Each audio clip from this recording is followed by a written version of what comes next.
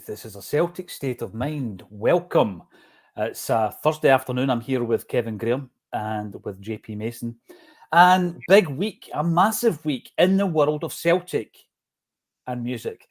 But we'll start off with the Celtic. JP, I mean, listen, here it is. We're putting it on the line. There's no more excuse making. It's Thursday. We're about to get the Champions League draw at 5 o'clock tonight. And we're ill-equipped. And we've been saying it for weeks. And we've been called panty wetters and bed wetters and everything else you can imagine. And here we are. We've not got the squad ready. So it's very frustrating, particularly when we've started off the season so well. Brendan's firing. Box office, Brendan is back. The team's playing well on the park. And I feel as though he's been let down. How are you feeling about it? Well, it certainly seems that way. And from his chat, you know, you see to bring up these are the fans that filled the ground during the COVID season. Yeah. When they didn't even get to go to the games. To bring that out of nowhere, that's not just something that you've thought about off the top of your head. I think that was definitely remembered, or put it that way. I don't know if it was like, I'm definitely going to say this today, but it's a type of stock phrase that he could pull out to be like, well, when I really need to say something, I'll say it.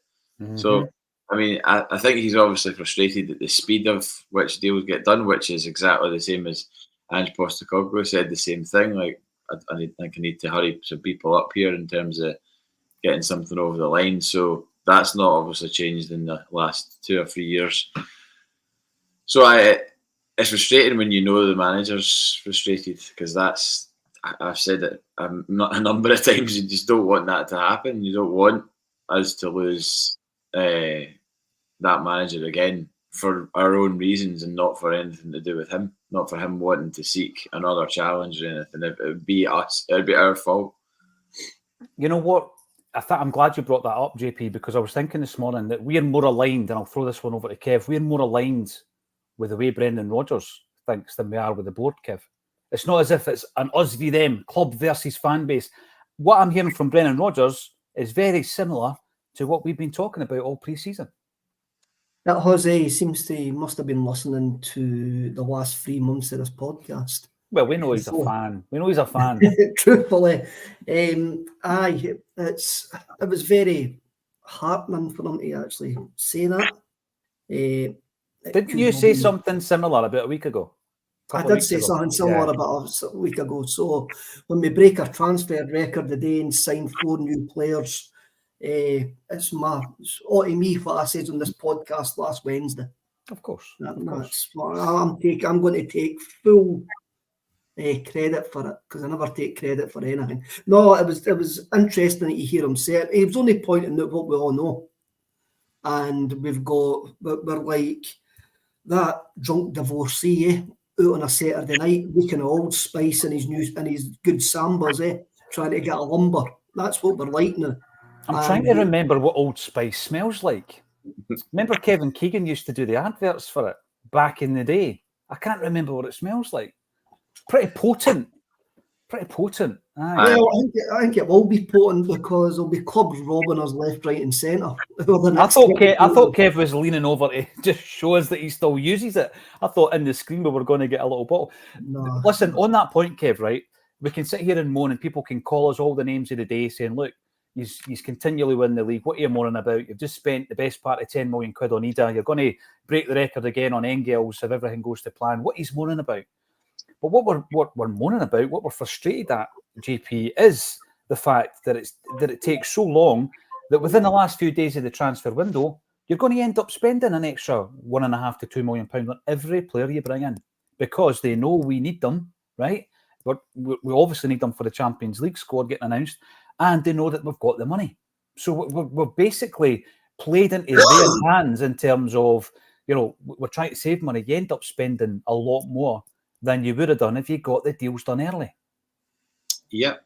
And again, it points to who's actually in charge. Is there a senior figure, an assistant senior figure? There's not any cohesion to that. So is it any surprise that it's taken so long when you've not got that structure in place? maybe people within the club would be like, yeah, we're doing exactly the same thing now as we would do if we had these figures in place. But it just, from the outside looking in, it doesn't look that great in terms of the structure. And if we have paid more for Ida as a result of it, I mean, that's definitely dragged on all summer. I mean, he basically said that within the first few days of his loan spell at the start of the year, he knew that Celtic was where he wanted to come. How then did it take so long from him leaving as the loan spell ends to then to coming back? How did that? If there was a will from the club and the player, how does it take that length of time? Why were they so far apart? Yeah, and if you want to go further back, why didn't we have the loan to buy agreement in place? And if people say, "Oh, well, it happened late in the window," why did it happen late in the window in January? You know, it's like we keep hearing excuses, JP, and obviously tongue in cheek, Stevie Boy comes in and says 12:30 can only mean time for some more Acsom doom and gloom. Listen, no matter how you paint this, it's not good enough. It's simply not good enough, and it's not a case of us just looking for something to moan about. It's Champions League draw day today. 5 o'clock, we should all be buzzing. What have we done? 2 goalies, right? And by the way, we got fair warning from Joe Hart that we needed a goalkeeper. The 2 loanees that were already in the building have been made permanent, and we brought in a loanee at left back. That's no spectacular business, I'm afraid. It just isn't spectacular business. When you look at Brendan Rodgers at the weekend, Kev, and I'm not asking us to become body language experts, he seemed pretty relaxed to the point, or is that point of like, you're just thinking the madness and the chaos will resume anyway, so, you know, I'm just going to get on with it. He seemed pretty relaxed after the game, didn't he? He did seem pretty relaxed, and I've kind of come to the assumption, and I think Brendan sort of come to this assumption as well, but Brendan was maybe covering his back with what he says, because for me, he's just as culpable. He should have been pressuring this mob long before that he has been. But he looked quite calm last week, and I'll see how calm he is at midnight tomorrow night. We hope we actually get through the door and who we get out the door. That's a caveat that we've got to put that in. But Brendan basically says what we all know, that we've got idiots trying to do deals. That's it. It's all right. It's okay if we're dealing with guys that are £1.5, £2 million and are happy with a house in Bothwell. But when you step up that level, then you're dealing with sharks who have got other options, who will play you like a fiddle. And we haven't got the nonce or the intelligence to handle that. And that's why we're now charging about in a cheap suit, trying to chuck money at folk. Would that be nice rather than nonce? Nice, sorry. That's all right. I just wanted to clear that up. Sorry. Before somebody else does. JP, I think that's a good point, right? So we seem to deal very quickly and efficiently with teams who are maybe dealing in that bracket of player that is your 1 to maybe 3.5, 4 million quid. And the deals seem to be, you know, just swimming. They go swimmingly, right? But once we start dealing with ball breakers, what we're doing is we're sending in someone at this moment in time who is Celtic's CEO. Unless someone can correct me in the comments, it's the first time he's ever been the CEO of a business, right? So he might be very competent in his chosen field, but he's now the CEO of Celtic, and he's going in to try and do deals for 7.5, 9.5, 13 million euros perhaps for Engels. You know, we've heard that the fees are going up and up and up. And I asked the question, have we got people in positions that are out of their depth? Have they been over-promoted? Have they been given the position for the wrong reasons? I mean, we talk about nepotism all the time. Surely the person who's the CEO, who's running the business side of these deals, right, alongside Chris Mackay on finance, surely, right, they're the best possible candidate for that role. And I asked the question, have we got the best possible candidate for that role and position right now? Because as we're sitting a couple of days to go on Champions League draw day, I would suggest not. I think it comes down, that's the root of the issue here. We've got a dysfunctional recruitment strategy and team in place.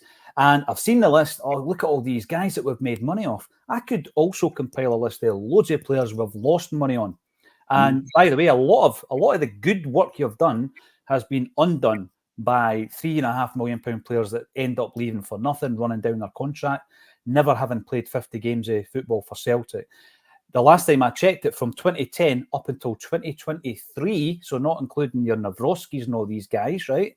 £56 million lost on players who didn't contribute for Celtic. So we can balance off all the brilliant deals that we do, JP, with saying, actually, you're no perfect. I mean, no, it's not an exact science, but when you go into a transfer window without a recruitment team in place, this is what happens.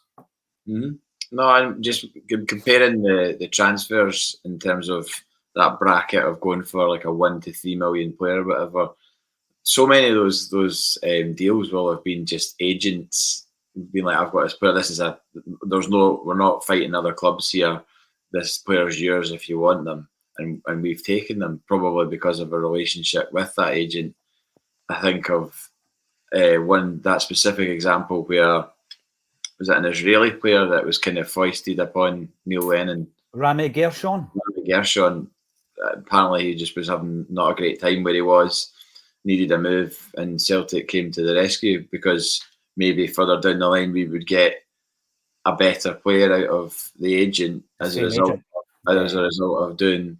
But like you said, when you move up into sort of north of 5-6 million, it stands to reason that a player will have a better quality of agent, and because they can afford to pay, and also that agency will have an investment in that player, and if that agency is invested in a player that is worth anywhere around that money mark, then obviously they will be ball breakers when it comes to getting a deal, and they will, chip away at you if you think there's any weakness there. So if you are sending someone in with lack of experience in doing those deals, then they'll chew them up.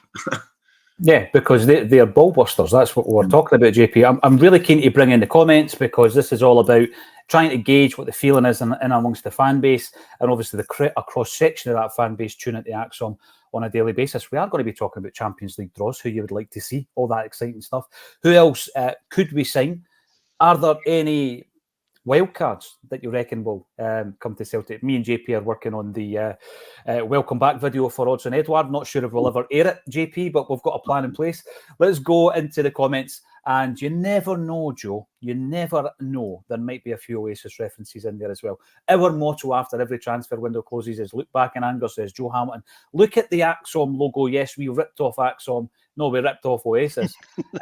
And years later, I asked years later, having used it for about 5 years, I asked the person who designed it for Oasis if it was all right if we nicked it. And he said it's all right. He kind of nicked it already from Decca / Adidas. But Brian Cannon will be the special guest next week on This Is Acsom. He's a Celtic fan. He comes up to the games on a regular basis, and he is the guy behind all the big album covers of the 1990s involving the Verve and Oasis, and of course the logo. So there we go. Henrik McLarson, you're in. Doesn't matter if we get any Frimpong money, we won't spend it. You do get that feeling as well. Kevin, I ran a tagline a few weeks back saying, are we waiting for the O'Reilly money to come in before we spend? People thought that was a wee bit negative. It feels as though that is what we've done. It feels as though we've waited to see who left. And I'm not talking about Matt O'Reilly, I'm talking about other members of the squad as well, before we've decided what we're actually going to do. I mean, there was maybe a thought process that we weren't going to get the money that we wanted for O'Reilly, even though me being a brain dead idiot who can't say words correctly, could see that we were back in for El Yunusi. I'm joking. Oh no, didn't go there. didn't go there. Please do not go there. He's back in Kilmarnock tonight. The man, El Yunusi, he's back in Kilmarnock to put Derek McInnes to the sword. Oh, yes. So, I'll be looking forward to that. Not that I'll watch it right enough, but that's it. What was the question again? I wonder if we'll have a scout at the game. I wonder if we'll watch El Yunusi. I liked El Yunusi. I thought he was a player that would have done well under Postecoglou because he had a work rate and a defensive ability that I think he liked in his wingers. Obviously, he went elsewhere and done really well at Copenhagen last season. But I'm seeing him getting mentioned a few times. I'm talking about the Matt O'Reilly money, the 26 come 30 million. It looks like we were waiting until he went before pressing any buttons whatsoever on replacements. And we've been linked with 2 over the last week. It looks like one's possibly a goer, possibly going to break a transfer record, maybe the Scottish transfer record if rumours are to be believed.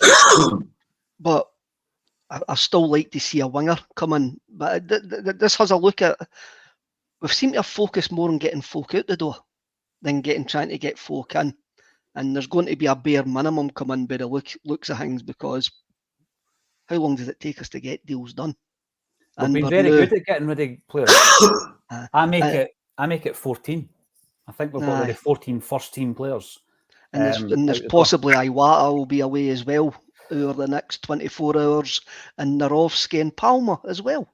Would not surprise me. So we're looking at that to get them out the door as well. So it looks like Rodgers is doing the club are doing the squad cutting, but they need to get another. Well, I would want to see a centre half, a midfielder, and a winger at the bare minimum come in over the next 24 hours, and these guys be ready to contribute. And and if they're coming in, we will spend good money on the guys. I believe that we will do, but there's been a massive trimming of the first team squad, which you have to tip your hat to them, and they've got decent money for a lot of, not even deadwood, just wood that was the contributing. And we don't know some of the fees. We don't know the fees for the likes of Seagrist, for example, nominal fee, even if that's 500 grand. We've had 3 or 4 of them. So we have made a hell of a lot of money. Keen to get as many comments in as possible on this day of all days, Urban Culture. Matt going for an operation. I'm going to bring this up because Kev and JP certainly on a Celtic State of Mind have not had an opportunity to talk about the departure of Matt O'Reilly. JB, I'm going to come to you first. We got a lovely message from Matt's gran after last Thursday. At that time, it hadn't been confirmed, but we were all resigned to losing Matt O'Reilly. Brendan Rodgers basically confirmed it after the game, before the announcement was made. He goes down, everybody wishes him well, and within about 7 minutes, he gets a bad injury. It was a shocking tackle. A really good point was made this morning, actually, by Sean Connolly of Acsom, where he says that Scottish football's got this reputation for being like, tin pot, hammer throwing. It's not a very technically gifted league in terms of the footballers on show. Matt O'Reilly never once missed a game for Celtic through injury, not once in 2.5 years. Right, he goes down there 7 minutes in and he's crocked. Apparently, he's going to need surgery on it. So horrific. It was a terrible tackle. Don't even think he got booked, JP. But farewell, Matt. We wish you well and hopefully you recover. That's your message, I think. Yeah, I mean, that was. I did sit down to watch it, and I couldn't believe it when I saw him going down. I went, I think that's a bad one. And then as soon as you see the replay, the guy's gone in and absolutely done him, and knows he's done him as well. And the manager of Crawley Town came out afterwards and said, "Oh, maybe we were a bit over aggressive, and for that, we apologise." And then start to think, wait a minute, there's kind of a bit of a derby. Like Crawley and Brighton's not that far, so I don't know if he'd maybe sort of pumped him up into being like, "Oh, this is a derby. This is, you need to go out there and really stick it to them." But it was a terrible tackle, and just felt really sick for the guy because you go down with all good intentions. Yes, it's sad that he's left Celtic, but he gave us a lot when he was here. A lot of good times. He was right at the heart of it all because he played nearly every game from the moment he put on that shirt. But yeah, he was a really great guy that you were pleased represented your football club. I think more than anything, you're just kind of, when you see the way he behaves and the way he is and all that, you're just kind of like, right, that's the guy. That's the type of guy I want playing for Celtic. Yeah. And then the fact he's an absolute worldie as well, with his numbers and stuff. It's just, no wonder he's gone to the Premier League. There's a kind of ambassadorial quality to a player like O'Reilly where he leaves. You just know he's never going to have a bad word to say about Celtic. He's always going to hark back to his progression and development in Glasgow and that kind of thing. Absolutely. But to wait until he gets down there to put that earring in, though, JP, I've got a question. That proper Charlie Nick going on there. A nod to Charlie Nick, as I said when you texted me. But hopefully he gets back training again ASAP so he can kickstart his career, because down there it is pretty cutthroat. But I mean, it seems like he's got the manager's trust, and manager gave him a start as soon as he could. So I don't think he'll struggle to get back in when he gets back on his feet. See that thing with regards to, yes, it happened 6 or 7 minutes into his Brighton debut. That could have happened 6 or 7 minutes into the next game he played for Celtic. And I think that as a fan, you've got to look at all these things that have become cliched in terms of it's a short career, etc., etc. If an opportunity like that is presented, we where we are just now in the food chain of European football need to realise, and I think we have realised, that it's time for a player to go. But not every time should we sell a player when we get a big bid. And where I'm going with this is the Hatate rumour in relation to a bogus, we'll come back to him, £10 million bids, Kev, from an unnamed French club. It seemed all a wee bit kind of like it didn't really have much substance to it. Might have been put out there to try and unsettle the player. We can't afford to lose another starter. This is my point. Right, so we've done the O'Reilly deal, brilliant. I couldn't care less if someone came in with 20 million for Hatate. We're not selling another first team starter because, I mean, if you look at the optics of that at this stage of the game, it doesn't matter what the money is. We don't need it. We don't sell another player. This is my point, Kev. Be that Kyogo because of these rumours in and around the Man City thing, Hatate, unknown French club. We cannot afford to sell another player who is a first pick in the starting 11. Would you agree with that? Of course, aye. The unknown French club, that's up there with the unknown Chinese club that only the BBC saw the bid, eh? But they saw the verbal offer.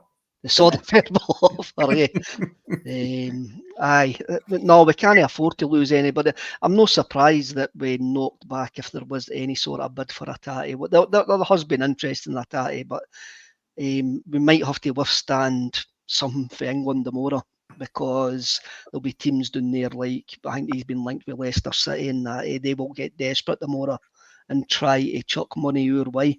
I think we will actually stand firm. I'm sure that we actually will stand firm because we can't afford to lose any more starters. But then again, you didn't want an unhappy player, and you could have an unhappy player going forward. So hopefully there's been a conversation with Hatate going, look, this is my plan. Well, I'm sure Brendan's probably had a conversation with Hatate saying, this is your plans going forward. My plans for you going forward this season. And if you have a decent season next season, you're getting that move. Going back to the Matt O'Reilly situation, it's a horrific challenge, an absolutely horrific challenge. And I don't think any of us sitting here can actually moan the next time a football player moves for money, because you do not know what's exactly around the corner, whether that chance will come, because there is a possibility that could be Matt O'Reilly's career at the top level finished. Well, I was just looking at, remember Kyle talking about Brighton connection. Kyle for me was developing along, so was Izagiri until he broke his leg. Oh, listen to all the guys that we speak about. Izagiri says phenomenal, one of the best players I've ever played with until he broke his leg. And that was Kyle, it. that was it. That was it. Never. Obviously, they're still good enough at the level that they came back at. But these guys were going to be sensational signings for Celtic, and both of them got really, really bad injuries. Now, in relation to the Hatate stuff, JP, the way I look at it is, for me, and I know not everything happens in cycles like this, but I look at Hatate and I think, right, see that season that O'Reilly had last year? Hatate's got that in his locker. He does, different type of player. He's got that type of season in his locker. And if he has that campaign this season under Brendan Rodgers, who has spoken about him, over the last few weeks, and then obviously stepping into the kind of out from the shadows of Matt O'Reilly. Next season, we could be having the same discussion, but no, this time we cannot afford to sell anybody, other than the kind of the fringe players, those on the edges of this team, like Nawrocki perhaps and Palma and that type of player, Awata. I think we can afford to let them go. We can't afford Kyogo or Hatate or even Carter Vickers. There was a rumour a couple of weeks ago about him. Do you trust? The big question is: do you trust the club? Do you trust Celtic Football Club not to sell one of these guys? But that's the thing, though. Like if like you said, if Hatate does want to go, which he may well do, and he's also not as young as maybe everybody thinks he is. Is he not 26? Maybe 20. Maybe heading for 27 soon. I mean, I know again that's not that old, but in terms of where he sees his career, he's just seen his teammate go to England at 23. Maybe he could do a job down there. I think he could, but I think I'm not entirely sure he's worth maybe the 20 million that we think he is. I think also as well, JP, I don't think he'll be suited to the clubs that would come in for him at this point. Matt O'Reilly was suited to a Brighton. Matt O'Reilly wasn't suited to a Southampton or a Leicester City he spoke about that, didn't he? In a relegation battle. Atati's the exact same. So that's something that he would have to keep in mind as well. And also as well, there doesn't seem to be an urge for the Japanese players to go to the English Premier League. They like hanging about the Bundesliga and places like that, eh? So if Atati is going to move, is everybody froze? And I'm just talking No, absolutely fine. If Atati we were engrossed, Kev. Come on. If Atati is going to move, then I could actually see it being abroad rather than down in England. Right. Well, hopefully none of them move. No, I'm talking about. You're going to have to get you remember you went to one of your first games with a Lacoste blow-up crocodile, didn't you? Kev, you're going to have to get that back out. If indeed we do sell another player. Your maw, they clearly were waiting for O'Reilly money. It's a disgrace. Michael McDonald, you're in. All right, Monty, long time since I've seen you on Acsom. Welcome back. All are welcome. We are a podcast open to all. Let's just keep it all nice and balanced. No abuse. Cell 88, Oasis are for 40-plus-year-old guys that refuse to acknowledge their pattern baldness. Listen. I'll take that. Sorry, but when you go to see that crowd, will not be all 40-plus. It'll be a cross-section of... Think about how many people have got into Oasis because of their parents. 100%. All the kids will be there. So I think that's totally wide of the mark.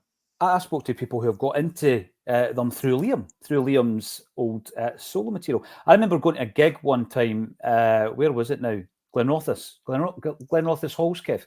I went to Glenrothes Halls to see Ocean Colour Scene, and I spent the whole night looking at the crowd because they were that type of crowds, and they were all wearing like bowling shoes and all that, and they all had the old well-end hair and all that. It was brilliant. It was great. But no, you're right. They do have a new generation, and I'll be struggling to get tickets, but I will try my utmost to get 4. The Slabber and Cabbage. You should reach out. Here's the thing. You should reach out to the Gallagher brothers to see if they do an interview with Acsom. The very first guest on A Celtic State of Mind was Paul Gallagher, the eldest brother. Liam and Noel, no chance. We know that they're Celtic fans, but they're not going to be doing that kind of thing. I think for years when Noel was married to a Rangers fan, every tabloid offered them big money to do a big Celtic Rangers thing, and they told them where to go. Celtic follower, although Liam Gallagher did say in that old documentary that he used to get Wolftones records out of sifters. Remember that? Celtic follower, Elyounoussi was similar to Haksabanovic. Was he? I thought Elyounoussi was a far superior player than Haksabanovic. Haksabanovic was just, for me, a guy who had a lot of technical ability, no pace, and a bad attitude. Elyounoussi at least contributed. Like Alan Partridge, that's brilliant. That was unintentional. Unintentional. How do you go from Partridge to Mrs. Merton? Well, she says, so what made you get back together? Like the whole, can't remember who she says it to now, but she did say that to. She was a genius. Edward McCallum, Paul John, you always say how many hits your stream gets. Now use it to call out them at Celtic and ask the questions we want answers. I'm going to bring that up. We hammer the board and the way that the club is run, and we have been doing it for 6 bloody years. 7 years, and especially since we've went daily. The problem is they will not speak to us, and incidents like happened last Sunday is the reason that they will not speak to us, because you get idiots abusing them. And then everybody just gets tarred under the same brush, and what they do is they just shut off and do not communicate with anybody. I hear everybody going like that, oh, you should be calling them out. We bloody call them out every single episode. There's a platform that you can call them out on, and we do that, Kev. I agree with that. I'm going to go back to the point in relation to the group of fans outside the game at the weekend.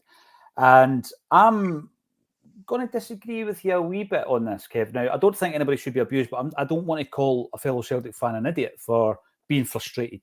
There was a shout as Peter Lobel walked away that people are focusing on, which was he was called an a-hole. Don't want YouTube to get us into trouble, guys, right? I'm not a prude. I do say a few swearies from time to time. So I think folk are focused on that, and I'm not even sure if it was the same guy that was talking to Lolo, because there was a whole group of people around about him. I think they're entitled to air the grievances directly to him, but Kev, in one way, what I would say about what you said is that's how the board will view it. They will view the guy as an idiot. I don't think the guy was an idiot. I thought he was right to say what he said. He's at an away game, so I'm going to say it. He's probably at every game, home and away, European. I don't know who it was. So fair play. And also, fair play for Peter Lawwell going over and speaking to him, right? So I'm trying to be as balanced as I can here. He goes over and speaks to him, and he tells him to calm down, and I think he got the guy's back up. And that's fair enough, because emotions are running high. I'm not a Lawwell defender at any point, right? But you see him talking to fans all the time in the car park at home games. Mm-hmm. And it's never once been filmed. And it so happens that it actually gets filmed at the time where there's a wee bit of set to. I'll leave my cynical brain somewhere nothing wrong with else. cynicism. Nothing wrong with cynicism. I just think that, you know, there's a time and a place and a civility that you've got to have with these conversations. And outside Paisley in the pouring rain, getting your hackles up is no one of them. It's not going to look good on either side. But the way that video came out, the only person that came out with any sort of credit was Peter Lawwell. And the thing that I agree with you on, Kev, is that the board will view all the fans as the same. It's a bit like this. They do. They do. I've been in the civil meetings, and they view us as dog poo on their shoes, a money making cash cow. That's all we are. We should be glad for the success, absolutely. And again, I've used a few examples, JP, of some of the experiences I've had where it's like, what do you know, kind of thing. You know, there is that attitude talking down at you, and you think, well, the fans are who put you where you are as individuals of a successful football club, because it's the fans that constantly finance it. Okay, you do some good deals with regards to player trading. You seem to have a model that you think is the best model in European football. But every single time you look at that bank balance, and this goes back to what Brendan Rodgers said last week, it's the fans that put you there. It's the fans that done it. It's not just because you've got some guy who managed to get a kit deal with Adidas. I mean, I think that the three of us could probably get a kit deal for Celtic easy enough, because the brand's huge. Why is the brand huge? Because Celtic fans are all over the world. It's not about them being brilliant at their job, right? And I do think that they need to take a wee step back on that one. And they should have a different attitude. But going back to the original point, we are limited, Kev. I think this is what you're saying. We're limited in terms of getting the communication to the club. So this is our platform, and we can say what we like on here. You know, we're independent. Nobody gives us a narrative. Nobody gives us a script, right? We can say what we like. When we get an opportunity to speak to the club, I'll give you an example. Our next opportunity is tonight. All right. It's a Spanish left back we're talking to tonight, who's just came in on loan. What are we going to ask him? You know, other than, are you looking forward to the Champions League? What about the Rangers game? How did you hear about Celtic's interest? What are you going to ask a new signing? You can't use the platform we're given, JP, to air the grievances. We're never given that type of platform. No, obviously, I get why people would suggest that, but it's definitely, if there was ever going to be anything done, it would need to be a mass collective where everybody is well aware of it before it becomes public and everybody's signed up for something. It would just feel like we were shouting into the void if we did sort of come up and have the guns at the ready for a press conference with Brendan Rodgers, or well, obviously you're not going to get a press conference with Peter Lawwell or Michael Nicholson, but yeah, I mean, it's very frustrating to be sitting here, and if they think we've got the best player traded model in Europe, then we're a long way to go for that. I think there's obviously we've done very well in terms of getting potential fees for Mikey Johnson. I don't know if that's been agreed or not, but it looks like 3 million. Aye, I mean, you look at other players who've recently are about to go down south for a similar position, and they're not going for anywhere near that.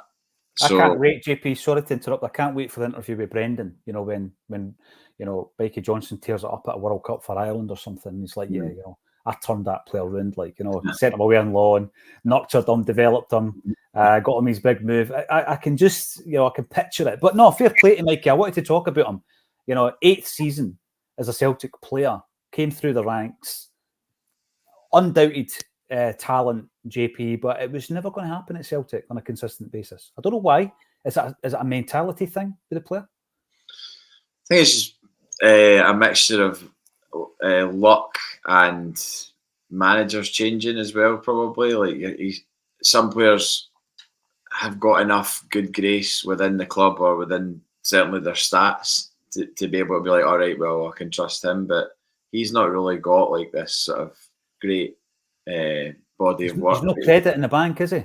No, he's not really got that. So when a new manager would come in, they'd be like, well, and obviously Brendan Rodgers worked with him the first time, so knew what he was getting with him the second time.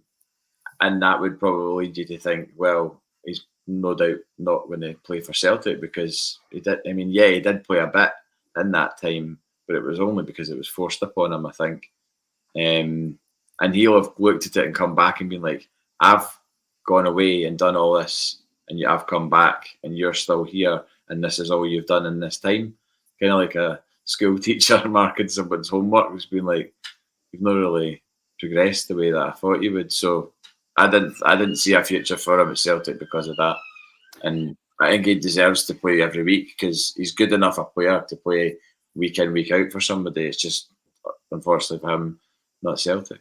Your Rangers supporting Copper neighbour has come in a wee bit early today, JP. It's normally about quarter to. Mikey Johnson, here's an interesting thing, right? So this was his 8th season as a first-team player at Celtic, which is unbelievable. But he has only made 93 appearances for Celtic. And, you know, the season, the half a season loan that he had at West Bromwich Albion, he played more games than in 6 of the seasons he's been at Celtic for West Brom. And he was only there for 5 minutes. So he was never going to get, for me, the game time that a player at that stage of his career needs to get. So I think we wish him well. Decent bit of business, £3 million. Thought it was going to be Sheffield United as part of a player plus money deal for Trusty, but he has decided to go to West Brom. And the thing is, there's an old saying, I'm not sure who said it, maybe I did, where you're better to go where you're celebrated than tolerated, JP, right? So he goes to West Brom, the fans love him, he goes down there and hopefully he gets a bit of freedom and finds his feet. Barry O'Sullivan, opening a book on how many Oasis references today. Got to be at least 15. We've not mentioned it. So you guys that keep mentioning it in the comments, although we might get to that. Otis B. Driftwood, it's the same old story. When was the last time we were prepared for Europe? The fact is, the board want to keep us close to Rangers. Well, I'll tell you something, we're going to have to pretty, you know, when you look at that, Kev, right? I know that it's a theory that we want to stay close to Rangers as a board. Financially, do you think that because you've had conversations like that with Peter Law in the past, do you think that is a bit of a mantra for this board? They do think that we need a strong challenger in Rangers. I've said many a time that this board's still got PTSD over those banners of shame when Rangers were liquidated and the Celtic support never stood up and bankrolled, we are one of a kind. And I do think they like a strong Rangers for competition. I think they like a strong Rangers because it's easier to attract players to this sort of old firm environment, because they will call it the old firm when they're actually trying to sell it to players. If we could spend, if we spend the money which has been spoke about, the money on breaking our transfer records and stuff like that, that puts us well in front of any sort of challenger in the domestic game. And you would hope that they're aiming for Europe, but they're not aiming for Europe. They didn't plan well enough for Europe. So do I reckon that their aim is just to be the top dog and a small dog pound? Yes, I really, really do. Yeah, and the thing is, Kev, this isn't knee-jerk. You've been talking about this since 2017. You've referenced certain meetings that Peter Lawwell, I think they went on a kind of a road trip tour kind of thing. They were on the road visiting CSCs, weren't they, at some point. When they appointed Nick Lennon, when they Yeah. appointed Lennon, they done a road show. Yeah. A road show, and they were trying to basically sell season tickets, and he was talking about. And then, I mean, I've heard also, and I don't want to throw the ex-player under the bus. Ex-player was in the boardroom for the first time in a long time as a guest, and he's speaking to Peter Lawwell, and this was the conversation. And Peter Lawwell said to him, "As long as we just keep them there at arm's length, I'm happy." And that was said in the boardroom at Celtic Park. It's a matter of public record that Celtic wanted Rangers back in the league after they were liquidated but heavily sanctioned. But sanctioned enough that they would never get relegated. The new entity would come back into the league, there'd be a points deduction, there would be a transfer ban, but they would still be in the league. So that was Peter Lawwell's plan.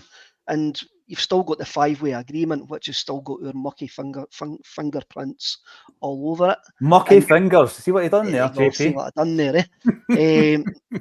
And so, and this is a document that I've been in a room with 100 Celtic fans where Peter Lawwell denies that he's never seen it. And the guy who asked him the question went, "I've got it on my phone, Peter. Your name's on the email. Do you want to see it?" Must have gone into one of the filters. The Dundee filter. I mean, this is the thing, JP. We could batter on about it. I don't think we should ever look behind us. I don't think we should look at anybody else's backyard. We need to keep taking care of our own business here. And if Celtic win, and we could go into quadruples, but just in the last 3 seasons, you win a double, a treble, a double. You're in the Champions League for the last time in a while in terms of qualification without qualifiers. This was the opportunity for me, JP. Forget all the other noise about Rangers because, I mean, listen, whatever's going on over there, I'm not interested. This was the opportunity for us to go in as strong as we possibly could. We've been battering on about where we needed to strengthen. Only this week did we strengthen at left back. I mean, we were talking about it in January, weren't we? Talking about a goalie in January, centre half, all these players, and we're only now starting to put these parts of the jigsaw together. So that's a frustration. We do know that we could be shouting at the moon as far as making a point or a statement is concerned. Whenever there is a coming together of groups, and Acsom are invited to be part of that, we do it. We support the Green Brigade. And I think the Green Brigade, JP, is probably the platform of making a statement to the board, and they've done it a number of times in the past. And I think that is exactly they were banned for it, yeah. But I think that has been the most effective way of making a statement so far, JP, in my view. I think sorry, JP. Before there is a thing here. I've been into plenty of Celtic meetings with groups, individuals, fan groups, supporters groups, the whole shebang. If one of them says it's Tuesday, 2 of them will say it's Wednesday, and the other one say we'll need to get another opinion about that. We will never be together as a support. Unless, I've said this before, unless we stop giving them money, stop buying season tickets, nothing's going to change. So this is all just hot air, and it's not going to change a thing, and the board will not change. And the thing with that, I don't think that's the answer. I don't think it is the answer, Kev. I think there's a balance whereby there needs to be a communication between fan groups, media groups, and the club.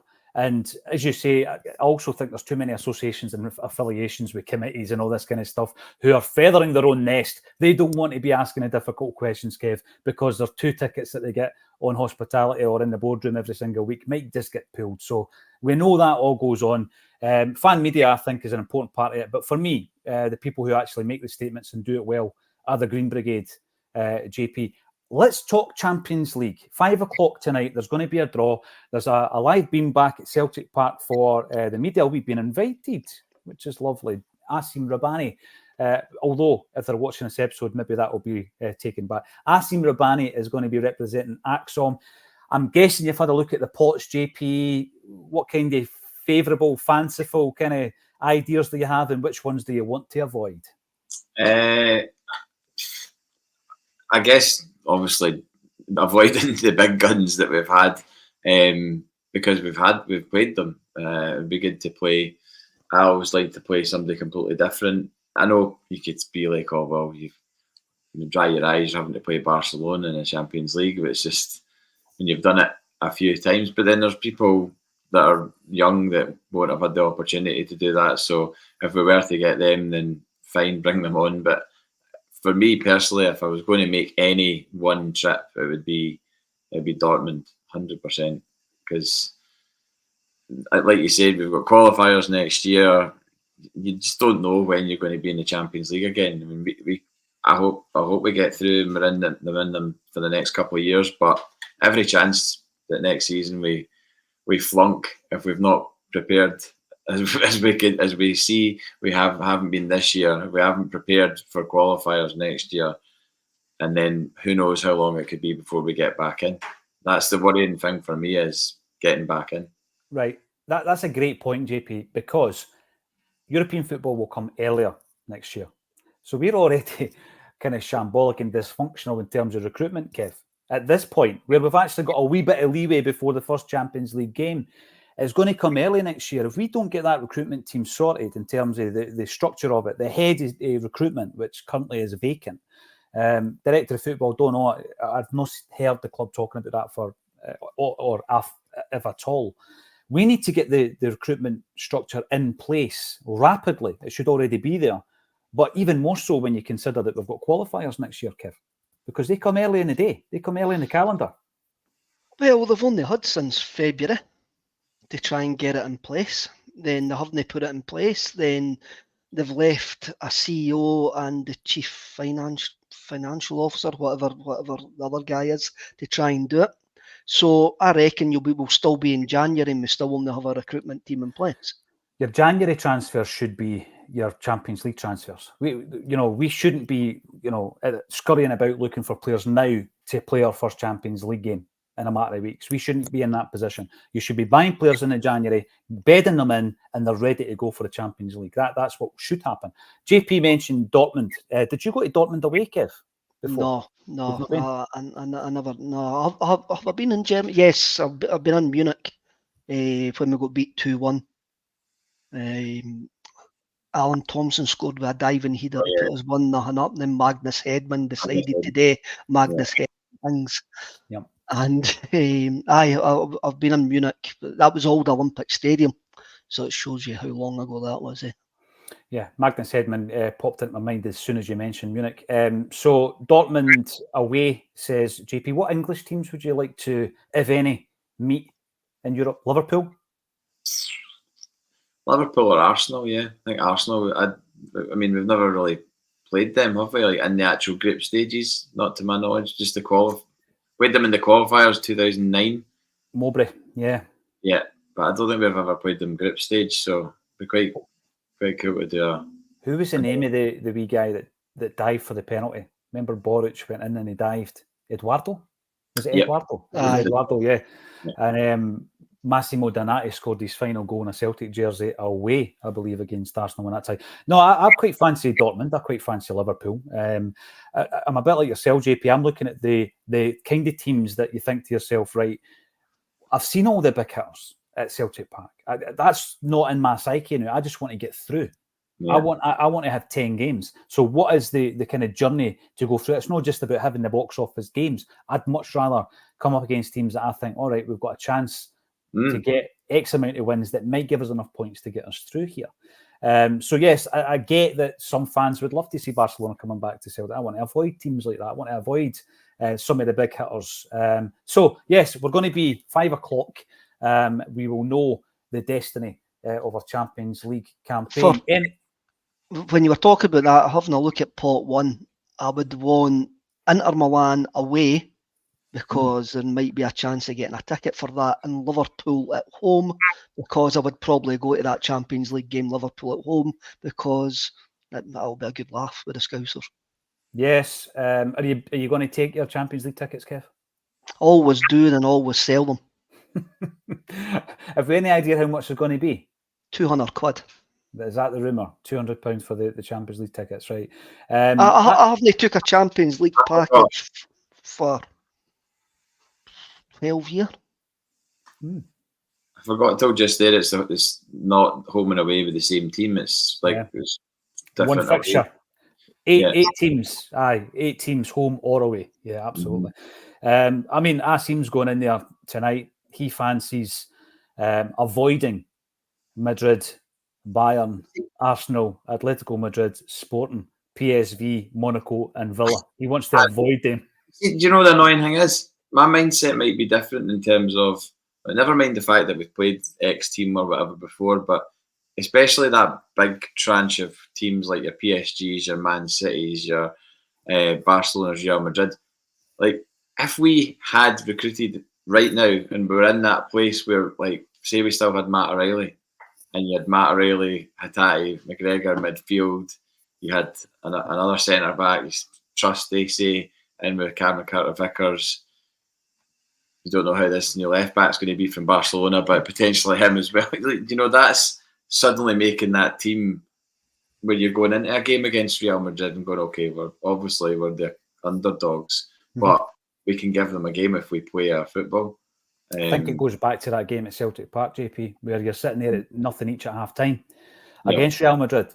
Maida gets a chance, floodlights go in his eyeballs, and he misses it. He lost his Callum lines. McGregor shot off the inside of the crossbar. When did they score? When did they score the first goal that night? 60 minutes, 55 minutes, something like that, right? That team, you supplement that team with 4 quality players. We didn't do it.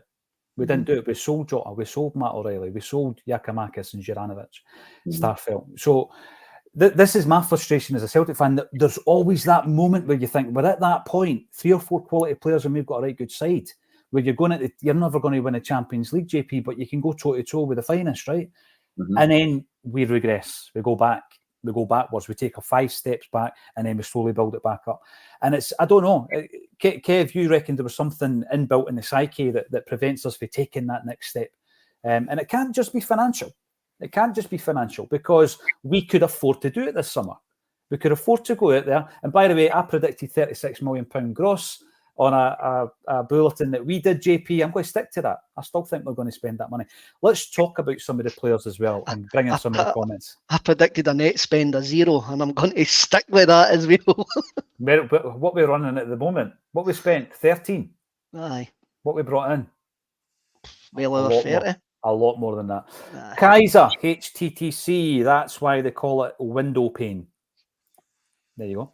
Derek Rourke, good evening. Where are you, Derek? Where are you in the world that you're saying good evening? Because it's 12:30 when we kick off in Scotland. The Urban Culture's back. I wonder who will be representing the club at the draw. Where is the draw? Anybody know? Where's the actual draw? Just to go back to that, what we're actually hoping for is Brendan Rodgers can change his terrible record in Europe, because he hasn't been given the bullets to strengthen us, or the weapons to strengthen us. So we've got to hope that he'll be able to coach that team into son, and his record in Europe's absolutely abysmal. Let's no beat about the bush. So see, the thing on that, Kev, that's the type of thing that he will want, seriously to improve, and he will feel as though he's trying to do the job with one arm tied behind his back. If he's lining up a wish list of players, and he's still not got them at this stage of the transfer window. Fran Vinegar of CityLink, music fans, it's a Primal Scream extravaganza today. Any rumours about support bands, JP? I would have Primal Scream every day of the week. Get kneecap there. That'll scare all the. Isn't he? Get kneecap there. That'll scare all the Football Alliance boys and the reform voters. That'll completely. I wouldn't be surprised if it was somebody like, I don't know, the Cortinas or something like that. Like, it'd be good if it was a band that was.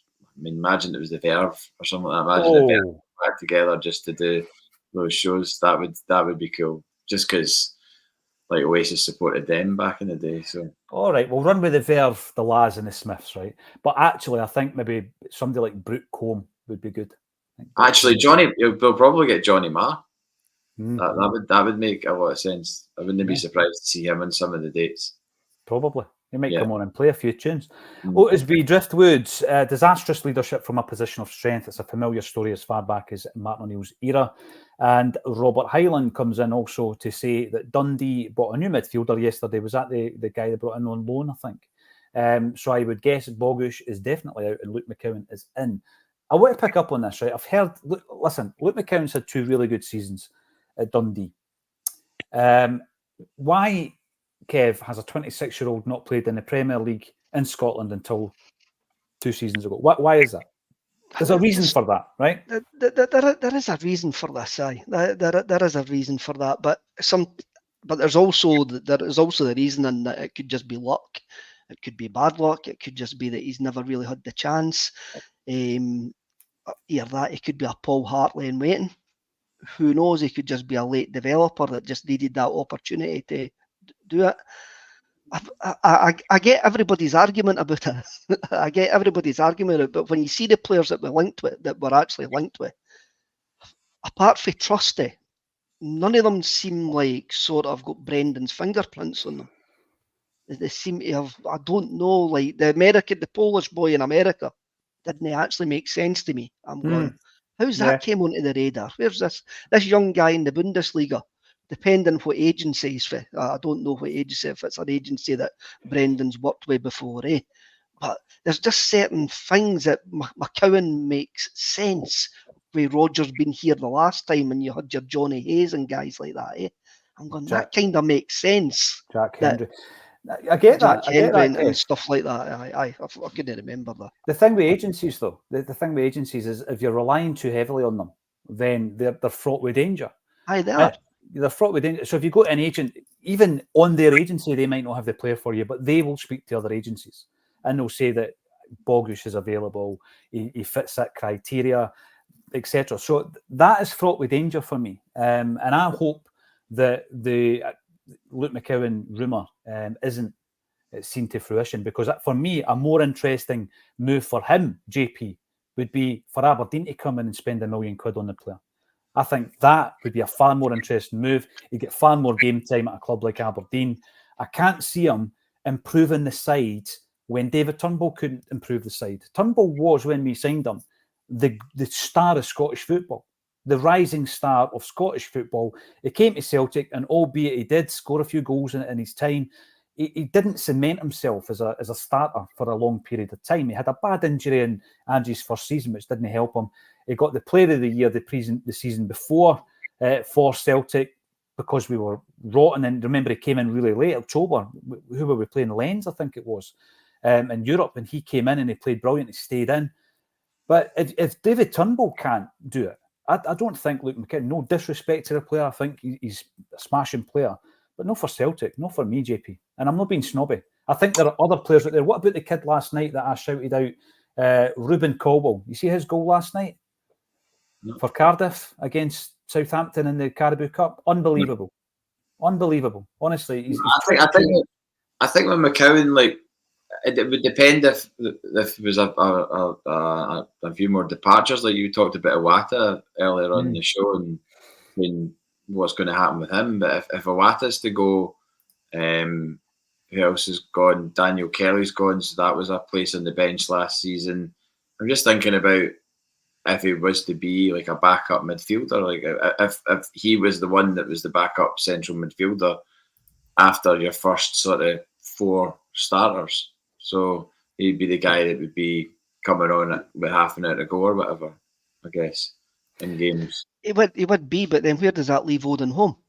Well, exactly. That's. I mean, Luke McCowan's going to come in. If he is going to come in, then he's going to need 2, 3, 4 weeks of the coaching staff watching him. Do you get up to speed at Celtic? Well, you've got Odin home there. Is he already up to speed? Well, he came on at the weekend there, So yeah, what's the, if it's a body to replace a body, that I get it, but I don't know. I can't see him coming in and making a splash, but I'm no willing to write him off, because if Rodgers sees something in him, then if Home's still here on the 1st of September, then there's no point in signing Luke McCowan. Like, I agree. Absolutely, there's no point at all. Yeah, to use a Vic Reeves term, I'm going to say Uvavu when it comes to Luke McCowan. But why aren't we interested in Lennon Miller? That's a good point. For me, why is nobody interested in Lennon Miller? Maybe they are. But he is a rising star. He's a very, very good player. And I think with his age profile being better as well, then it's something that I think we should consider. That would be a completely different scenario because of his age for me. Lennon Miller, he's 18-year-old. He's a young kid coming through. Frimpong to Barcelona. says Donald Matheson. On the cards, more money in the bank. Do we need any more money? That's the thing. Brian Harkin comes in to say Celtic Park needs to be empty to make a statement to the board. Correct. I don't agree. Correct. Don't agree. That's going to harm the club. It's going to harm the club. I don't think we should do that. If you're going to do something that affects the players on the park, I don't think it's a good idea. And an empty Celtic Park inevitably would. I'm all for like walk-ins and walkouts at certain times and stuff like that. Make a visual representation. We already have your season ticket money though, so I know, and it's the same with the home cup ticket scheme and stuff like that as well. I mean, I'll automatically get my Champions League package, but I've never took it for years and years. I give it to my supporters box. They're not getting any extra money off me. I won't actually buy any pies or anything like that. They're not going to get that money. Liar. You're trying to tell me you didn't buy a pie when you take the... Just because right, it depends how many pints I've had if I'm hungry. Right, Kev's bought a pie this season at Celtic Park. I have not bought a pie this season. That is a lie, sir, and you know that. I have not bought a pie this season at Celtic Park. I've just bent the truth. It's not a lie. Just imagine Kev walking through like the cafe area and the food area just in Celtic Park with his fist in there, just like walking by. No pies. Have you seen that video, JP? Like, no pie. I'm going to leave you with one thing, guys. Right? No woman, no pie. Exactly. And the thing with this is, we could have gone heavy on Oasis stuff because we're all big fans. Again, Kev, don't deny it. You like pies and you like Oasis, right? We could have gone quite heavy on Oasis stuff, but you know what? Champions League transfer window. We'll come back to Oasis after disappointment or success when we try to get tickets. But there is one thing I want to bring up, and it was yesterday. We had Bernard Ponsonby as the latest guest for This Is Acsom, right? What a guest. What a guest. Brilliant company. JP, what a guest. There was moments where you've asked a question and he just almost goes into the zone and he starts talking about the heritage of Celtic Football Club and the traditions and the type of fan that we attract to the club. And unbelievable. Cannot wait to see it on Friday night. But we had a great conversation, lads, right? This is as music as today's going to get. I went back to 1988, the Govan by-election. There you go. Get the political hats on, right? In the Govan by-election, we had, believe it or not, Bernard Ponsonby running for the Lib Dems, right? Jim Sillars was running for SNP, and Bob Gillespie was the Labour candidate. Bob Gillespie, right? Father of Bobby, right? And he was the running favourite and all the rest of it. And he was standing. This is a thing. There was some old archive footage I was looking at. He was being questioned. It was like a debate, and one of the news hounds asked him why he was hiding his hands, because the way he was sitting. Why are you hiding your hands? But is it true you're hiding tattoos on your hands? Seriously, and they focused on it to almost make out that this guy wasn't fit for his post. It was disgraceful. Check it out. It's somewhere out on YouTube. I've seen it in a documentary. And then what then happened was the SNP, right, talking of music, Primal Scream connection with Bob Gillespie, the SNP, who did they get to back their campaign, JP? Can you remember? 1988. Two big Scottish bands. It's got to be Wet, Wet, Wet. No. It was the Proclaimers and Hue and Cry. And they got behind the campaign and everything. So all that and more is spoken about. And it's Friday night. And it's with Bernard Ponsonby at 6 o'clock on the YouTube channel. And it is brilliant. We're on some run, JP. And we've got Brian Cannon next week as well, which I'm looking forward to. We might have a wee chat about Oasis then. Gordon Strachan is back. And he's going to be joined by John Hartson. If they were in a band, what would they be called? Gingers with Attitude, maybe? GWA? John Hartson and Gordon Strachan. Big Oasis fans, by the way. Gordon Strachan does love his music. Big James fan. They look like the type of Erasure tribute band you would get if you show up on Timu. There's no way that Hartson's going to pass for a Vince Clarke tribute. No way. But there are still tickets available. The link is underneath the video. Who are we going to sign? Who knows? Who are we going to draw in the Champions League? Well, Acsom will be there tonight, and I'm looking forward to it. Thanks, 1,700 strong on a Thursday afternoon to watch Acsom.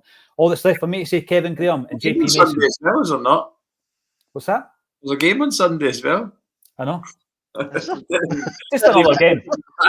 Just another game. Just another game. I'm sure we'll talk about that tomorrow. Thanks everybody for getting involved, and join us again tomorrow for a Celtic State of